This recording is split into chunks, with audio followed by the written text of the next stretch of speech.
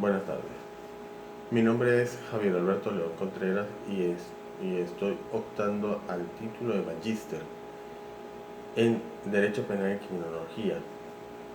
Esta es la socialización para la entrega del trabajo de la determinación de los hallazgos y las pruebas en el sitio de suceso, según la pertinencia y conducencia para el esclarecimiento de un hecho delictivo. Trabajo solicitado por el profesor Ángel Said y realizado por mi persona, Javier Alberto León Contreras, abogado litigante en el libre ejercicio.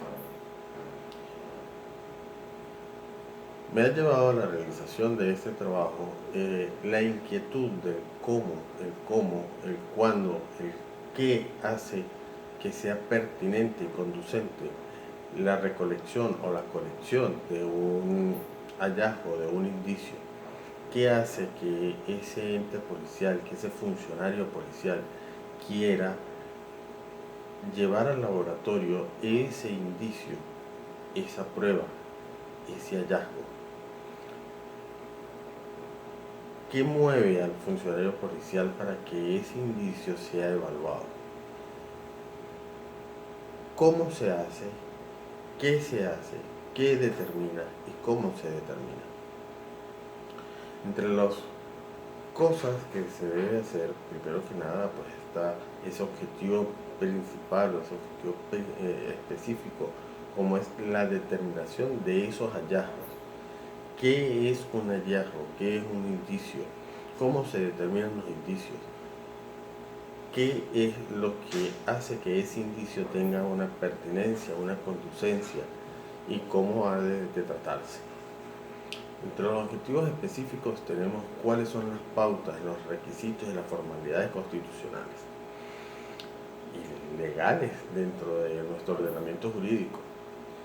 Estos están contemplados en el artículo 44 y 49 de nuestra Constitución, en los cuales esboza cuáles son los lineamientos y determina el libre desenvolvimiento para contemplar que el proceso sea libre y un proceso bien llevado. Adicional a eso, tenemos la ley orgánica del 6CPC, quien es el único ente o el ente con la capacidad exclusiva policialmente para hacer la colección dentro de una escena de crimen de esos indicios, esos hallazgos, esas evidencias, esas pruebas que se puedan tener para llegar al esclarecimiento de un hecho delictivo. Un manual de cadena de custodia y, por supuesto, el Código Orgánico Procesal Penal, que es el ente rector de todos estos indicios, este procedimiento que se debe llevar a cabo para hacer la colección de estos indicios y estas evidencias. ¿Cuáles son los efectos que tiene una mala recolección de hallazgos y pruebas en el sitio del suceso? Bueno, lo primero que hay que tener en cuenta es que una mala recolección de esos indicios, esos hallazgos, va a llevar o va a tener como consecuencia que no se va a poder hacer un juicio concreto. ¿Y por qué no se va a poder hacer un juicio concreto? Porque esa mala obtención, esa mala llevar mal esas evidencias va a tener como consecuencia que esa evidencia no pueda llegar al tribunal y no pueda ser valorada por el juez en el momento en que tenga que hacer esa valoración. ¿Esto por qué? Porque la legitimidad, la fuerza que pueda tener esa prueba va a depender de que la cadena de custodia que se debe llenar sea legal, sea legítima y tenga todos sus requisitos. Adicional a eso, tenemos que tener en cuenta que la obtención de la prueba debe ser lícita, debe ser pertinente, debe ser conducente y que esa prueba debe tener adicionalmente ese carácter de pertenencia dentro del suceso. Nada sirve que tengamos una infinidad de pruebas y demasiada evidencia, pero que no tenga nada que ver con el hecho controvertido dentro de la causa. De la misma forma, tenemos que tener en cuenta los métodos que utilizaron eh, el ente policial, quien no es más sino un ente científico que es experto en la colección y recolección de estas evidencias. Estos indicios, para que sean colectados, tienen un proceso, y ese proceso de obtención de esa evidencia debe ser debidamente llenado según el manual de custodia de evidencia física que tenemos vigente hoy día en nuestro país. Tenemos que tener en cuenta, adicional de esto, que el funcionario policial debe ser experto en la colección, debe ser experto en la manipulación y debe ser experto en la valoración, para que una vez así, cuando el juez quiera o necesite de su testimonio, pueda él dar fe fehaciente de lo plasmado en esos estudios, lo plasmado en esas valoraciones, sean realmente exámenes de certeza que puedan dar una conclusión contundente a lo que se está solicitando. Además de eso, tenemos que tener en cuenta que estos indicios, estos hallazgos, son valorados y llevados a un laboratorio para que puedan contar por sí solos la historia de lo que realmente sucedió en el sitio de los acontecimientos, y así poder realmente tener una real y efectiva claridad de lo que fueron los hechos en el sitio del acontecimiento o en el lugar de los acontecimientos. Hay que recordar que la escena del crimen no siempre puede ser el sitio de los acontecimientos o el lugar de los acontecimientos. Mas el lugar de los acontecimientos sí siempre es la escena del crimen.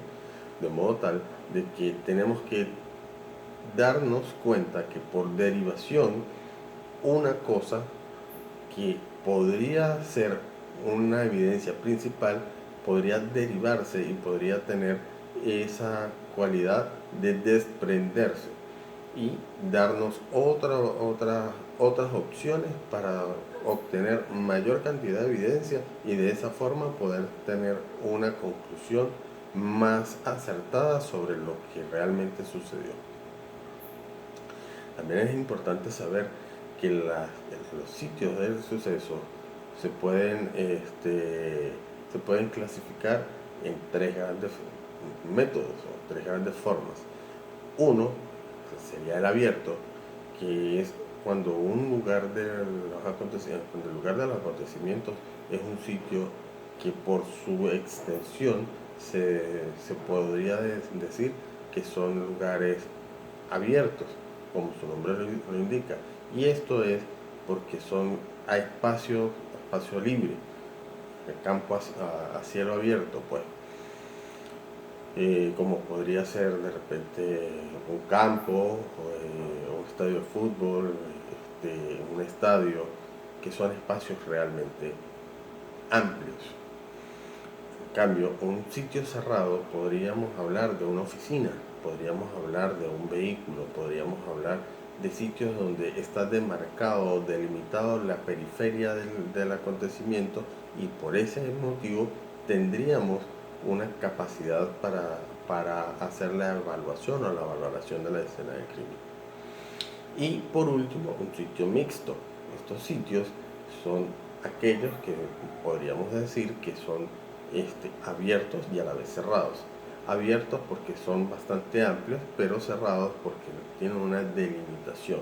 Y esa delimitación o esos sitios, podríamos estar hablando de estacionamientos, que son sitios que realmente pues tienen un cielo abierto, pero todos sabemos o podríamos delimitar perfectamente cuáles fueron los límites o la periferia de estos lugares.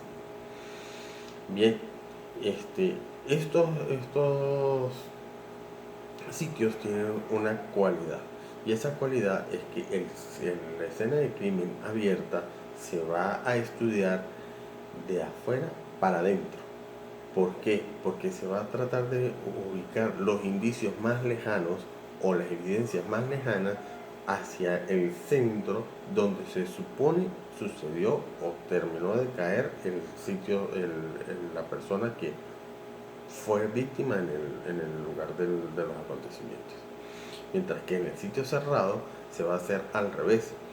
Y es porque como hay una delimitación y hay un sitio que podemos tener como fuente de referencia, de que allí fue donde sucedieron los acontecimientos, entonces se va a expandir la búsqueda a las partes más amplias, a la redonda, para la obtención de la mayor cantidad de evidencia posible. En el sitio mixto se le deja la oportunidad al funcionario policial para que determine a su libre albedrío cuáles son cuál sería el método más efectivo, más eficaz, más pertinente para la realización de esa colección de los hallazgos de evidencias e indicios que puedan llevarnos a un mejor esclarecimiento. La obtención, obviamente, de estos indicios debe ser lícita y se debe llevar de una forma muy clara para que esa obtención pueda surtir los efectos. ¿Qué efectos debemos tener? Bueno, debemos llevar esa obtención de esos indicios y esas pruebas a juicio y que éstas tomen su real fuerza. La forma para poder obtener esos indicios y esos hallazgos de esas pruebas obtenidas en la colección de los sitios o escenas de crimen se hace mediante la cadena de custodia. Y esa cadena de custodia debe contar por sí solo lo que se colectó, cómo se colectó y de qué forma se colectó. Entonces el funcionario policial lo primero que debe hacer al momento de llegar a la escena del crimen es el resguardo de la escena del crimen, para que cuando lleguen los entes expertos en hacer la colección y la revisión y valoración de esta escena del crimen, puedan contar con que esa escena del crimen se encuentra tal cual como la dejó el infractor o el victimario al momento de cometer su delito. Otro elemento que se debe tener en cuenta es que se debe hacer la fijación de esa escena del crimen, y la fijación se hace mediante elementos gráficos que puedan captar cada uno de los elementos encontrados dentro de la escena del crimen. Posterior se hace la colección, que es el recogimiento de cada una de esas evidencias. Luego se hace la rotulación y el embalaje, que es introducir dentro de sobres debidamente marcados y seriados los elementos, y posteriormente se debe llevar o se deben trasladar a un sitio o a un cuarto de evidencias, que es donde se resguardan las evidencias tal cual lo establece el Código Orgánico Procesal Penal en su artículo 188. Bueno, por la calidad del video, pues debo despedirme, no obstante, pues espero haya sido del agrado del ente evaluador este video, y que tengan un feliz día.